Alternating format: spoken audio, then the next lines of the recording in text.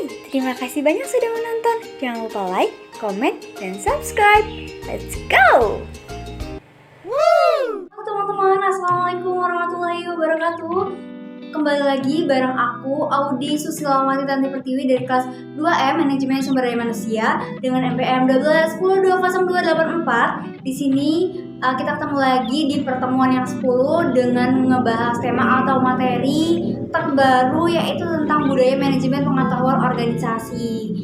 Nah, ini buat teman-teman yang penasaran gitu ya, langsung aja kita simak ke materinya. Oke teman-teman, di sini kita nyampe ke materi yang pertama, yaitu ada konsep budaya manajemen pengetahuan.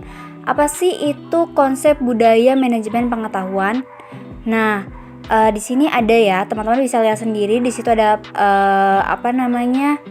penjelasannya, yaitu budaya sebagai kompleksitas asumsi, tingkah laku, cerita, mitos, metafora, dan juga berbagai ide lain menjadi satu untuk menentukan apa arti menjadi anggota masyarakat tertentu. Itu tuh menurut Stoner. Nah, terus ada lagi nih, budaya adalah pola semua suasana, material, atau semua perilaku yang sudah diadopsi masyarakat sebagai cara tradisional sebagai pemecahan masalah anggotanya.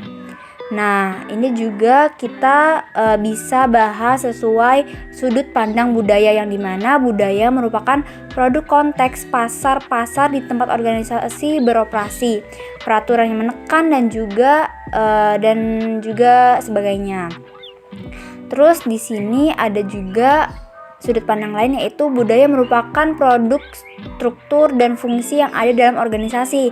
Misal organisasi yang tersentralisasinya tuh berbeda dengan organisasi yang terdesentralisasi.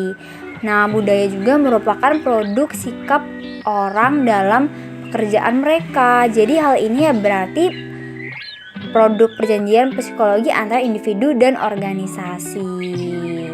Nah, itu dia konsep budaya manajemen pengetahuan. Oke, di sini kita next ke materi selanjutnya, ada manajemen mencangkup ya. Di sini ada 5 poin. Yang pertama, mengkoordinasikan SDM, material, dan keuangan ke arah tercapainya tujuan organisasi yang efektif dan efisien. Yang kedua, ada menghubungkan organisasi dengan lingkungan luar dan menanggapi kebutuhan masyarakat. Nah, yang ketiga nih, ada menggambarkan iklim organisasi di mana orang dapat mengejar sasaran perseorangan dan sasaran bersama.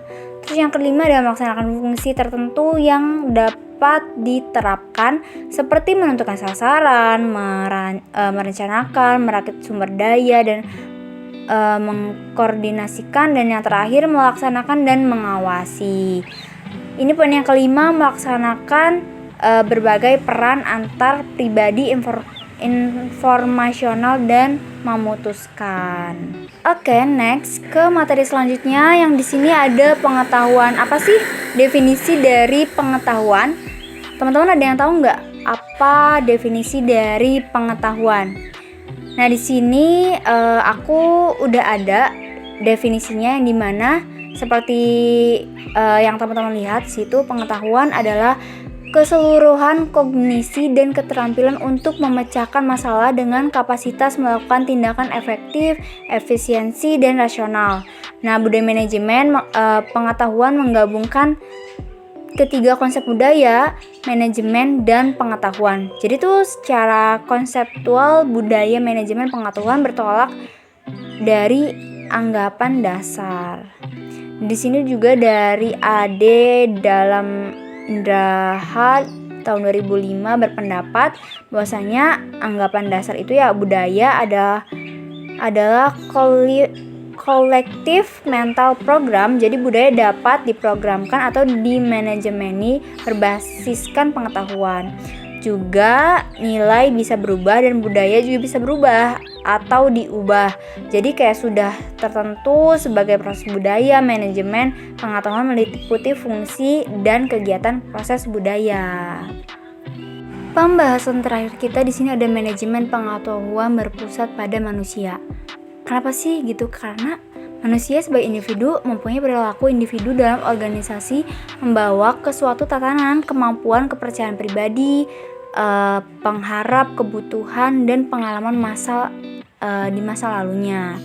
Kayak perilaku individu dalam organisasi kan menawarkan tantangan dan kesempatan bagi manajer tuh. Nah, kita juga kan membantu dan memperbaiki kualitas individu dengan menunjukkan ke manajer bagaimana memberi kuasa orang-orang itu kayak merancang melakukan perubahan dalam organisasi gitu kan.